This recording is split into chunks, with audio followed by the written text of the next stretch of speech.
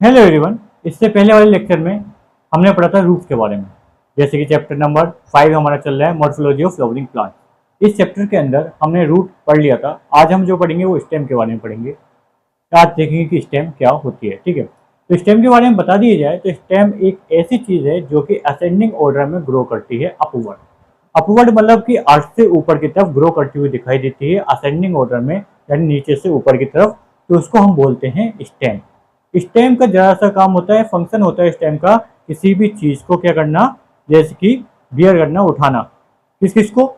Fruits को, flowers को, leaves को, और साथ में fruit, flower, leaves and stem. ठीक है, एंड ब्रांचेस। ठीक है, इसमें क्या होता है कि ये इसकी स्टेम है, ये अर्थ का सरफेस है और ये क्या है, स्टेम है, ऊपर की तरफ जा रही है।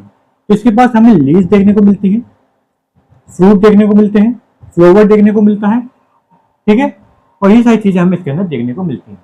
इसकी सबसे इंपॉर्टेंट चीज है कि इसके पास होती है नोड्स। ये जो पॉइंट दिखाई दे रहे हैं जहां से लीफ निकलती है, इसको बोलते हैं नोड्स। क्या बोलते हैं? नोड। ठीक है, दो नोड्स के बीच की डिस्टेंस को, यानी यहां से लेकर यहां तक की डिस्टेंस को बोलते हैं इंटर नोड। ठीक है, जहां से लीफ निकलती है, बर्न हो रही है, जहां से निकल रही है, बन रही है लीफ, उसको बोलते हैं नोड। और दो नोड्स के बीच की जगह को हम बोलते हैं इंटर नोड, जो हमें देखने को मिलती है। दूसरी चीज, इसके पास हमें बड देखने को मिलती है। क्या देखने को मिलती है?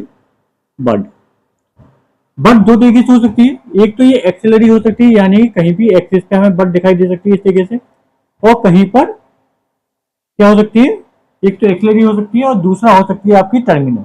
टर्मिनल के मतलब ऊपर की तरफ दिखाई देती है, टर्मिनल। टर्मिनल टॉप पर, टॉप और एंड, या तो ऊपर की तरफ दिखाई देगी या एंड पार्ट पे दिखाई देती है बड। ठीक है, और दूसरी होती है आपकी एक्सिलरी। एक्सिलरी मतलब नोड की प्लेस पे, जहां नोड दिखाई देती है उधर साइड पे भी हमें बड देखने को मिलती है। स्टेम की और रूट में जो डिफरेंस है वो मेन डिफरेंस है आपका बड्स का। ठीक है, जो बड होती है वो आपको स्टेम के अंदर देखने को मिलती है, पर रूट के अंदर स्टेम प्रेजेंट नहीं होती है। ठीक है, और जिसका फंक्शन जो होता है, इसके फंक्शन की अगर बात करी जाए तो मेनली इसका फंक्शन होता है ब्रांचेस को इंक्रीज करना। क्या करना? ब्रांचेस को फैलाना, ज्यादा से ज्यादा ब्रांचेस फैलाना, जिससे ज्यादा बड़ा पेड़ बड़ा हो सके और उसमें आराम से बहुत सारी लीव्स, फ्रूट्स और फ्लावर आए। ठीक है, इसलिए इसका सबसे मेन नाम है ब्रांचेस। ब्रांचेस को फैलाने का काम इसका होता है। दूसरा होता है इसका कंडक्ट। कंडक्ट कराना। क्या कंडक्ट कराना? Minerals, water and photosynthesis. अब ये फोटोसिंथेसिस क्या है? ठीक है, वाटर मिनरल समझ में आता है, हमारे मिनरल्स होते हैं, इंपॉर्टेंट है प्लांट के लिए। वाटर पानी हो गया।